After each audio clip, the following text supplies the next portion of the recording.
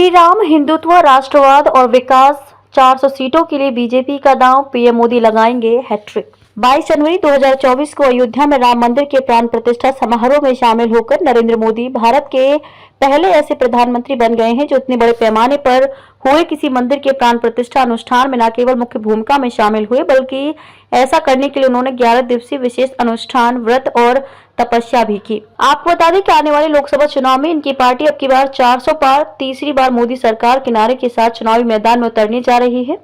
दरअसल प्राण प्रतिष्ठा अनुष्ठान कार्यक्रम को संबोधित करते हुए भाजपा और सरकार के शीर्ष नेता प्रधानमंत्री नरेंद्र मोदी और राष्ट्रीय स्वयंसेवक संघ के शीर्ष नेता मोहन भागवत ने अपने वक्तव्यों के जरिए आने वाले कई वर्षों के एजेंडे को भी साधने का महत्वपूर्ण प्रयास किया है। प्रधानमंत्री मोदी और मोहन भागवत का ये प्रयास अपने आप में इसलिए भी बहुत ज्यादा महत्वपूर्ण हो जाता है कि जहां एक और भाजपा ने आने वाले लोकसभा चुनाव के लिए 50% से ज्यादा वोट के साथ 400 से ज्यादा सीटें जीतने का लक्ष्य रखा है, तो वही दूसरी ओर तमाम कोशिशों के बावजूद विपक्षी दल एकजुट नहीं हो पा रहा है। भाजपा ने 1989 के पालमपुर अधिवेशन में प्रस्ताव पर जब से राम जन्मभूमि आंदोलन का खुलकर समर्थन करने का फैसला किया था, तब से ही 2004 और 2009 के लोकसभा चुनाव को छोड़कर हमेशा भाजपा को लाभ हुआ है। हालांकि भाजपा की ये बढ़त ज्यादातर उत्तर भारत के राज्यों तक ही सीमित रही, लेकिन इस बार भाजपा ने भगवान राम को देश की अस्मिता, हिंदुत्व, राष्ट्रवाद, विकसित भारत, विश्व गुरु, सदियों के इंतजार और अगले 1000 साल के भारत की नींव रखने के एजेंडे के साथ जोड़कर जिस देशव्यापी स्तर पर देश भर के मंदिरों में स्वच्छता और श्रमदान का अभियान चलाया, 22 जनवरी को जिस तरह से देश भर में दीपावली जैसा माहौल बना दिया और अब प्राण प्रतिष्ठा समारोह के बाद बूथ स्तर तक जाकर देश के लोगों को अयोध्या में रामलला के दर्शन कराने की योजना पर काम कर रहे हैं, उससे ये साफ साफ नजर आ रहा है कि भाजपा का जनाधार इस बार बहुत तेजी से बढ़ने जा रहा है। श्री राम जन्मभूमि दर्शन अभियान चलाएगी बीजेपी। अयोध्या में रामलला की प्राण प्रतिष्ठा हो जाने के बाद अब भाजपा अगले 2 महीने तक देश भर से लोगों को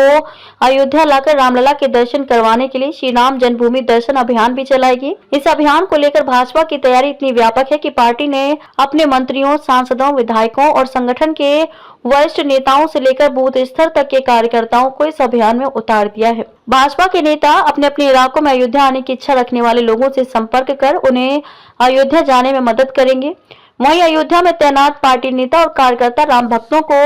राम मंदिर और रामलला का दर्शन करवाने में पूरी सहायता करेंगे। पार्टी की योजना प्रतिदिन 25,000 से ज्यादा लोगों को राम मंदिर के दर्शन करवाने की है और विश्व हिंदू परिषद भी इसमें बढ़ चढ़कर शामिल हो रहा है। पार्टी की योजना हर लोकसभा क्षेत्र से 6,000 राम भक्तों को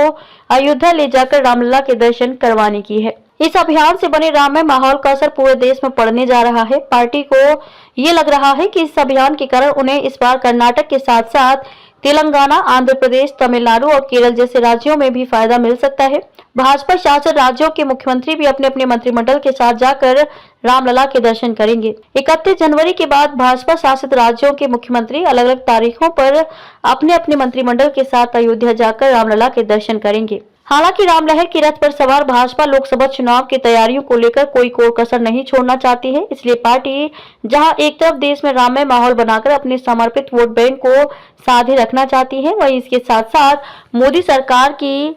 उपलब्धियों, विकास और जन कल्याणकारी योजनाओं के साथ प्रधानमंत्री नरेंद्र मोदी की लोकप्रियता का भी पूरा लाभ हासिल करने की कोशिश की जा रही है। प्रधानमंत्री नरेंद्र मोदी स्वयं एक तरफ जहां भगवान राम के साथ साथ शबरी, हनुमान जी, जटायु और निषाद का जिक्र कर सोशल इंजीनियरिंग को साध रहे हैं, तो वहीं दूसरी तरफ आने वाले लोकसभा चुनाव में पहली बार वोट करने जा रहे 7 करोड़ से ज्यादा फर्स्ट टाइम वोटरों के साथ स्वयं संवाद कर उन्हें समझा रहे हैं कि उनका एक वोट भारत में एक स्थिर और बड़े बहुमत वाली सरकार बनाकर दुनिया में भारत की साख और बढ़ा सकता है। इसके साथ ही प्रधानमंत्री बार बार अपनी प्रिय 4 जातियों, महिला, युवा, किसान और गरीब के विकास की बात कर नए कैडर बोर्ड भी तैयार कर रहे हैं। पार्टी ने जहां एक तरफ प्रधानमंत्री नरेंद्र मोदी के निर्देश के मुताबिक राम भक्तों को रामलला के दर्शन करवाने की देशव्यापी योजना तैयार की है,